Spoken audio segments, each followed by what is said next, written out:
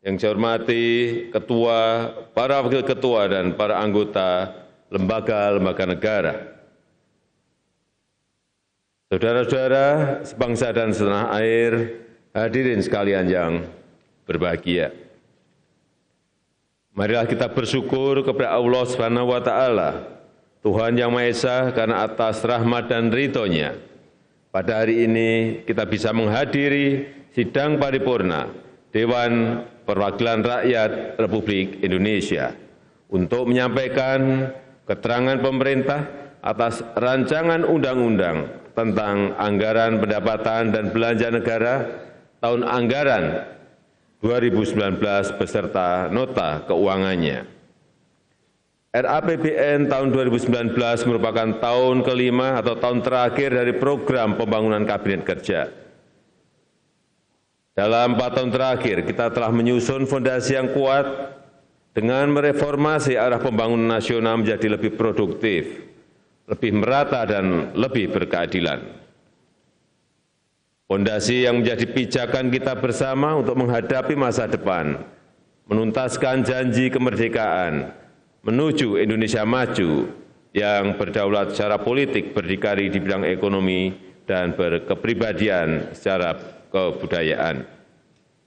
Kerja nyata selama 4 tahun ini tidak selalu mudah karena lingkungan ekonomi nasional dan global terus mengalami perubahan yang sangat dinamis, yang mengharuskan kita menyiapkan diri dengan baik, melakukan antisipasi secara cermat, serta membuat penyesuaian dengan cepat.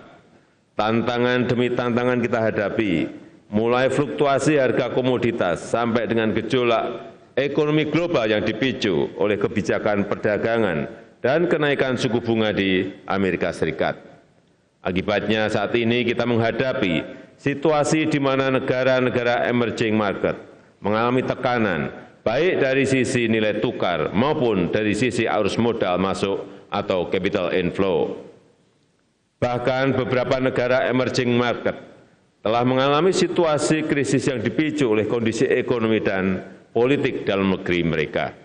Menghadapi tekanan eksternal seperti itu, pemerintah bergerak cepat untuk menjaga stabilitas dan daya tahan ekonomi kita dengan terus mendorong daya saing ekonomi nasional, pengelolaan APBN yang sehat dan produktif, serta memperkuat koordinasi kebijakan fiskal dan moneter. Kita juga melakukan langkah-langkah tegas dan konsisten untuk mengendalikan impor. Selain itu, kita terus memacu ekspor dan meningkatkan arus modal masuk dengan menggunakan instrumen fiskal, pemberian insentif, serta memastikan reformasi perizinan bisa berjalan dengan efektif. Alhamdulillah, di tengah ketidakpastian ekonomi global, kita masih mampu menjaga kinerja ekonomi relatif baik dan stabil. Pertumbuhan ekonomi cukup konsisten tinggi dari 5% di tahun 2014 menjadi 5,17% pada semester 1 tahun 2018. Tingkat inflasi rendah turun dari 8,36% pada tahun 2014 menjadi 3,18% pada Juli tahun 2018.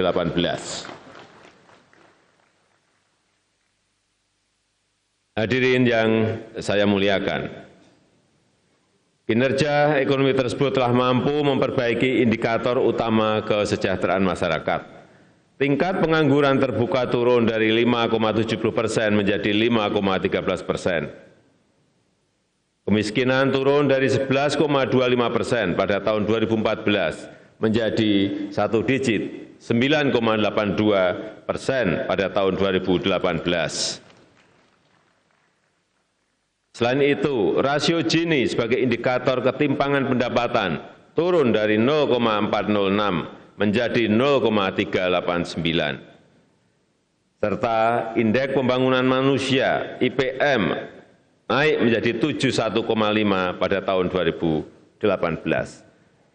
Perbaikan indikator kesejahteraan rakyat itu terus diupayakan di tengah dinamika-dinamika yang ada.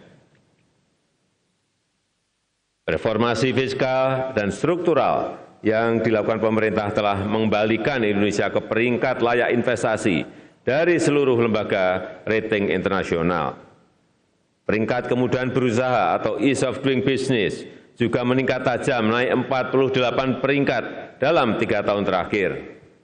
Logistic Performance Index Indonesia juga naik 7 peringkat dalam periode 2014-2018.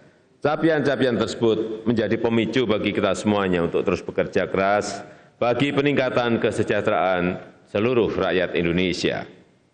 Hadirin yang saya hormati, yang saya muliakan, kerja keras kita bersama dalam melakukan reformasi ekonomi telah membawa kepada momentum pertumbuhan.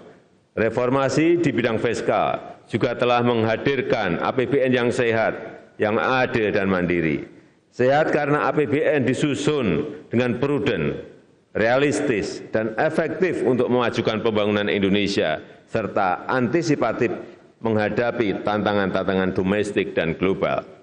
Perbaikan struktural terus dipacu dalam upaya mempercepat pertumbuhan ekonomi, memperkokoh daya saing bangsa, memperkokoh ketahanan ekonomi, dan memperkuat pelaku usaha mikro, kecil, dan menengah. Kita harus terus menggiatkan investasi, ekspor, dan pariwisata sebagai mesin pertumbuhan ekonomi yang menciptakan produktivitas, nilai tambah tinggi, dan devisa negara. Untuk menunjang tujuan tersebut, kebijakan fiskal dan APBN tahun 2019 dirancang dengan tema APBN untuk mendukung investasi dan daya saing melalui pembangunan sumber daya manusia. Tema tersebut diwujudkan melalui 3 strategi utama, yaitu mobilisasi pendapatan yang realistis dengan tetap menjaga iklim investasi, peningkatan kualitas belanja agar lebih produktif dan efektif melalui kebijakan value for money untuk mendukung program prioritas, serta mendorong efisiensi dan inovasi pembiayaan. Pimpinan dan para anggota Dewan yang saya muliakan, gambaran dan proyeksi perekonomian Indonesia yang akan menjadi landasan dalam menyusun asumsi dasar perhitungan RAPBN tahun 2019 diperkirakan masih akan sangat dinamis dan menantang.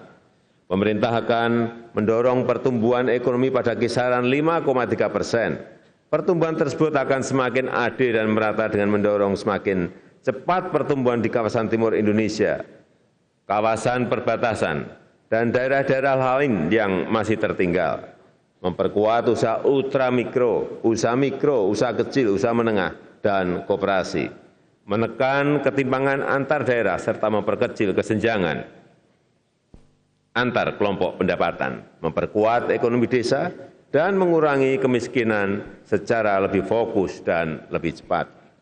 Dari sisi sektoral, sektor-sektor ekonomi yang mempunyai nilai tambah tinggi dan menciptakan kesempatan kerja perlu didorong lebih maju. Sektor swasta didorong untuk makin berperan sehingga mampu menciptakan pemerataan kesejahteraan masyarakat. Dengan semakin berkembangnya kelas menengah, maka pasar domestik menjadi lebih kokoh.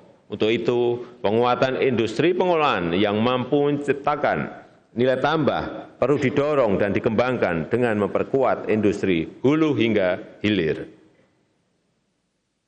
Iklim investasi terus diperbaiki agar efisien dan terukur melalui deregulasi, debirokratisasi, dan simplifikasi.